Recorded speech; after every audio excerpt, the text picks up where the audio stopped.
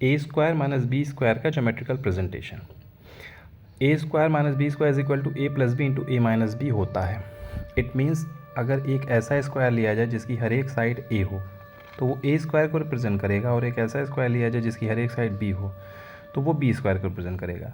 अब ये फॉर्मूला कहता है कि ए स्क्वायर में से बी स्क्वायर को अगर माइनस किया तो एक रेक्टेंगल बचेगा जिसकी लेंथ ए प्लस बी होगी और ब्रेथ ए माइनस बी होगी। आइए देखते हैं हम लोग कैसे करेंगे इसको। ए स्क्वायर में से बी स्क्वायर को जब मैंने माइनस किया तो ये पार्ट बच के आया, इसको हमने बीच से इस तरह से कट कर दिया तो ये दो पार्ट बचे, the second and the first. अब यहाँ थोड़ा गौर करने की ज़रूरत है कि जब हमने बी स्क्वायर को निकाला, ये लेंथ बी और ये बी हो गई, तो जब बी इधर माइनस हुआ ए में से तो बचा जो नीचे वो हो गया हमारा ए माइनस बी, ये जो क्लियरली दिख रहा है। ऐसे इधर जो बचा ये कितना हुआ ए माइनस बी। तो इसका मतलब ये जो फर्स्ट पार्ट इधर है ये ए माइनस बी, ये ए और ये नीचे बी। ये जो सेकंड पार्ट हमारा ये जो इधर से निकल के है ये, तो ये हो गया हमारा बी, ये ए माइनस बी और ये ए क्लियरली दिख रहा है।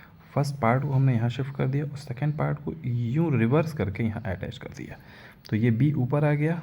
तो इसके बाद ये बन गया लेंथ ए प्लस बी और ये बन गया ए माइनस बी। ये पूरा एक रेक्टेंगल प्रिपेयर हो गया जैसा कि हम कह रहे थे। अब इसका डिमॉन्स्ट्रेशन देखिए, this is the a square, this is the a square and this is the b square. जब हमने ए स्क्वायर में से बी स्क्वायर को माइनस किया तो ये बच गया।